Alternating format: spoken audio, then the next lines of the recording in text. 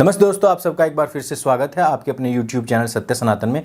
और सबसे पहले आप सभी को हार्दिक शुभकामनाएं कि अब आपका सत्य सनातन का परिवार 17 लाख का हो चुका है। पिछले काफ़ी समय से यह वृद्धि रुक गई थी क्योंकि बहुत सारे इनएक्टिव पड़े हुए अकाउंट्स को YouTube ने डिलीट किया था, लेकिन यह सफ़र अभी काफ़ी लंबा है। आज हम बात करने वाले हैं हिंदू समाज की कायरता, नपुंसकता और उनके दिमाग की मृत कोशिकाओं के विषय में कि जिन्होंने उनको एक चलती फिरती लाश बना दिया है।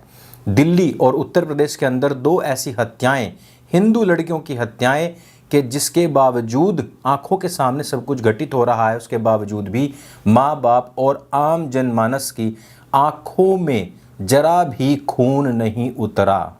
लेकिन इससे पहले कि मैं आगे बढ़ूं, आप लोगों के लिए एक महत्वपूर्ण सूचना ये है कि जो आप हमारी 10 महत्वपूर्ण विषयों पर बनने वाली, सच्ची घटनाओं पर बनने वाली फिल्म्स हैं, उनमें जो आप सहयोग कर रहे थे, रेजर पे ने उसको रोक दिया है। इसलिए हम आपको यहाँ पर एक QR कोड और पिन कमेंट तथा डिस्क्रिप्शन में एक हमारा UPI ID दे रहे हैं, जिस पर जाकर के आप हमें अपनी सहायता राशि भेज सकते हैं।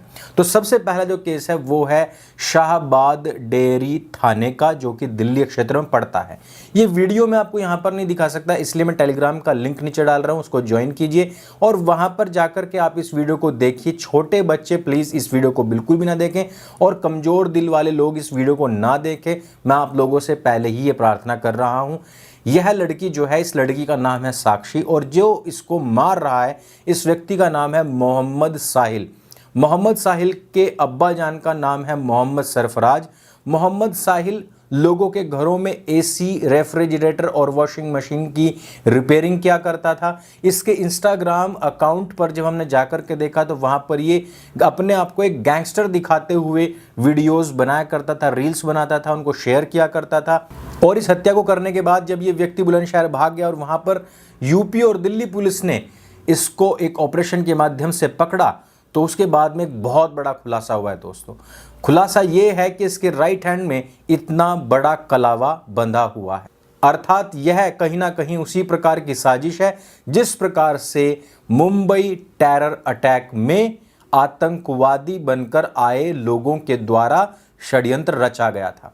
अब यहाँ से एक और खुलासा सामने आता है और वो ये कि साक्षी का इसके साथ में एक दिन पहले भयंकर इसके साथ लड़ाई हुई थी।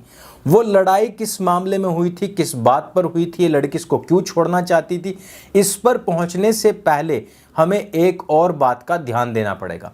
आपने देखा होगा किस प्रकार से तमिलनाडु हो चाहे पश्चिम बंगाल हो, सुप्रीम कोर्ट के आदेश के बावजूद भी द केरला स्टोरी को वहां पर रिलीज नहीं किया गया, जानबूझ करके। इन्हीं दोनों स्थानों से अक्सर कर आपने कुछ खबरें आती सुनी होंगी और उन खबरों को दिखाने वाले लोगों को अक्सर आपने जेल में जाते हुए भी देखा होगा। अर्थात जन जागरूकता के अभियान को पहली चीज सुप्रीम कोर्ट से बढ़कर के हमने अपने फैसले लेने हैं और उनको अपने यहाँ पर दिखने नहीं देना है, जैसे कि द केरला स्टोरी। और अगर हमारे खिलाफ कोई बोलता है, सत्य का उद्घाटन करता है, तो उनके ऊपर हम NSA लगा देंगे, जेल में डलवा देंगे। क्यों? क्योंकि जागरूकता आ रही थी। इसी प्रकार की जागरूकता कुछ दिन पहले भी आपने देखी होगी। हल्द्वानी में एक लड़की ने अपने बॉयफ्रेंड की जब जांच की तो पाया कि वो तो एक मुसलमान है। इसी प्रकार की एक और खबर मैंने पिछले वीडियो में आपको बताई थी कि द केरला स्टोरी देखने के बाद में काफ़ी लड़कियों में इस बात की जागरूकता आई है। साक्षी वाले मामले में भी जिस प्रकार से लव जिहाद का यहाँ पर एंगल, हाथ में कलावा, जबकि नाम है मोहम्मद साहिल, बाप का नाम है मोहम्मद सरफराज, ये लव जिहाद का जो एंगल है जो घूम करके इधर साइड आ रहा है, लड़की को कहीं ना कहीं इस बात का आभास हो गया कि लड़का जो है वो मुसलमान है।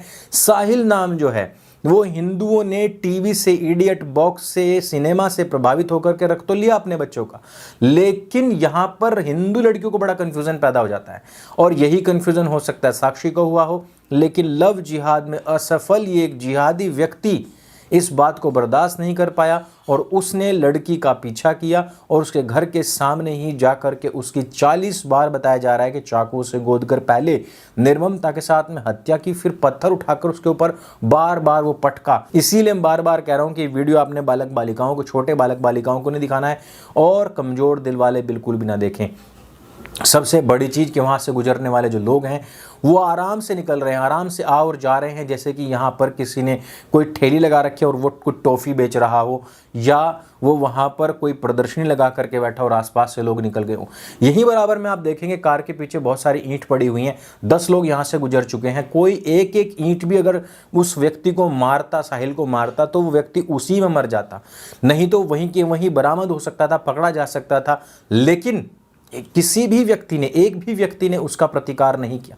क्या गारंटी है कि कल मोहम्मद साहिल या मोहम्मद सरफराज या कोई मोहम्मद नावेद जाकर के इन्हीं कायरों के घरों में घुस करके इन्हीं की बहन बेटियों के साथ में दुष्कर्म करेगा, इन्हीं की आंखों के सामने, और ये घर छोड़ करके नहीं भागेंगे? मैं गारंटी देता हूं कि जब कल इनकी बहन बेटियों के साथ में सब चीज़ें होंगी, ये अपने घरों को छोड़ करके, ज्यों का त्यों छोड़ करके भाग जाएंगे, अपनी बहन बेटियों को उनके हवाले छोड़ करके भाग जाएंगे कि तुम्हें जो करना है करो, बस हमें बख्श दो। ये अवस्थिति आज की तारीख में आ चुकी है। मुझे नहीं पता है कि वो लोग कौन थे, कौन से मजहब के हैं, लेकिन इतना जरूर है कि इनके अंदर अब मानवता नहीं बची है, और एक भाव कि हमारे साथ थोड़ा ही ना हो रहा है। लेकिन मैं ये बात बता दूं कि जो दूसरे के साथ होने पर प्रतिकार नहीं कर सकता, क्या गारंटी है कि वो अपनों के साथ पर होने में भी प्रतिकार करेगा अथवा नहीं। इसी से मिलती जुलती एक और खबर है, और इसमें भी माँ बाप की जो मतांधता है वो स्पष्ट झलकती है। सीमा गौतम और मोहम्मद नावेद अपने एक मित्र के साथ में इस महिला को खून से लथपथ ये होती है और हॉस्पिटल में लेकर के जा रहा है। वहाँ पर डॉक्टर्स पूछते हैं इसका नाम क्या है, वो उसका नाम ही एक इस्लामिक नाम बताता है और वो कहता है कि मेरी पत्नी है। उनको भर्ती कर देता है, लेकिन कुछ ही देर के बाद में महिला अपना दम छोड़ देती है। उसके बाद में यह व्यक्ति वहाँ से निकलने का प्रयास कर रहा है। माँ बाप को बुलाया जाता है, माँ बाप आते हैं और वो नावेद के बारे में बताते हैं कि जो इसने हॉस्पिटल में नाम लिखवाया है वो भी गलत है, इस लड़की का जो नाम बताया है वो भी गलत है, और जो रिलेशन बताया है ये भी गलत है। एक्चुअली ये कई वर्षों से एक दूसरे के साथ में लिव इन रिलेशनशिप में रह रहे थे। ध्यान दीजिएगा, माँ बाप आज इस बात को बता रहे हैं, ये लिव इन रिलेशनशिप में रह रहे थे। इस लड़की को ये टॉर्चर करा करता था, ये प्रेग्नेंट थी, बच्चा पैदा करने वाली थी। ऐसे में ये इस महिला के ऊपर, लड़की के ऊपर यानी सीमा गौतम के ऊपर दबाव बना रहा था कंटिन्यू कि इस्लाम कबूल करे। उसने कई बार ये बात बताने का प्रयास किया, उसने कई बार इसकी शिकायत करने का प्रयास किया, लेकिन वो सफल नहीं हो पाई। और आखिरकार अपने मित्र के साथ में जो उनका कहर बरपा इस लड़की के ऊपर, उससे इस लड़की ने दम तोड़ दिया, ये लड़की मर गई है। नावेद को आखिरकार गिरफ्तार कर लिया गया। लेकिन क्या आपका अपने बालक बालिकाओं, अपने लड़के लड़कियों के ऊपर इतना भी विश्वास कायम नहीं है कि अगर आप उनको कोई बात समझा रहे हैं, अगर आप उनको कोई बात बता रहे हैं और वो समझे ना, यानी कि माँ बाप हैं, उनकी बेटी है, वो किसी और के साथ में जाकर के रह रही है, वो कह रही है कि मेरा अब्दुल ऐसा नहीं है, हालांकि उसको पता लग चुका है। हालांकि इस पर काफ़ी लोग कमेंट में कहेंगे कि हमें इस लड़की के ऊपर कोई अफसोस नहीं है, लेकिन अफसोस उन लोगों की बुद्धि पर होता है जो समझा नहीं पाते और अपने धर्म से विमुख होकर के बैठे हुए हैं, जो अपने धर्म को नहीं जानते और दूसरों के पास में जाल में, जंजाल में फंस जाते हैं। जो कल तक हिंदू थे, आज जो मुसलमान बन चुके, वो अपने धर्म को गाली दे रहे हैं। ध्यान दीजिएगा इस बात को, वो दुश्मन बन रहे हैं अपने धर्म के ही। आज ये लड़की जो मारी गई है, उसके पीछे कौन लोग खड़े हैं? वही लोग जिनकी सुन्नत में ये सब बातें लिखी हुई हैं कि किसी भी तरीके से केवल और केवल आपको उनको कन्वर्ट करके लाना है।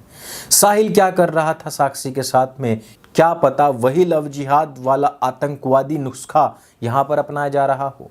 जो जो चीज़ें आपको जागरूक करने का प्रयास करेंगी, कल वही चीज़ें आपकी बंद करवा दी जाएंगी। हो सकता है आज आपकी बहन बेटियाँ सत्य सनातन देख रही हूँ, कल कहा जाए कि अंकुरारी जहर फैलाता है, ये तो झूठ बोलता है, तो गलत अफवाह फैलाता है, ये भाईचारे के बीच में दरार पैदा कर रहा है। लेकिन उनका हशर भी सीमा गौतम जैसी लड़कियों के साथ जो हुआ है, कुछ कुछ उसी प्रकार का हो जाता है। जो कह कर के घर से निकलती है हम तो लिव इन में रह लेंगे, एक मुल्ला के साथ में हमें कोई फ़र्क नहीं पड़ता है।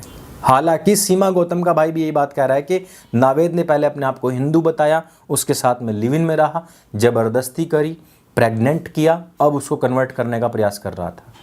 लेकिन सच्चाइयाँ अभी खुलनी बाकी हैं। हिंदुओं के दिमाग पर पड़े हुए इस पर्दे पर आपका क्या मानना है, क्या कहना है? साक्षी की इस हुई हत्या और साहिल का क्या अंजाम होना चाहिए, हमें ये भी नीचे कमेंट करके अवश्य बताइएगा। और क्या ऐसे अपराधियों को उत्तर प्रदेश पुलिस को नहीं सौंप देना चाहिए? अपने विचार हमें अवश्य बताएं। अगर ये वीडियो आपको जानकारी से भरपूर लगती है और आपके आसपास के क्षेत्र में कोई भी बहन बेटी है तो उसके मोबाइल तक इस वीडियो को अवश्य पहुंचाइएगा। सत्य सनातन आपका अपना प्लेटफॉर्म है, इसको स्वयं भी सब्सक्राइब करें और अपने मित्रों से भी करवाएं। मेरे संग बोले सत्य सनातन वैदिक धर्म की जय। जय हिंद, वंदे मातरम।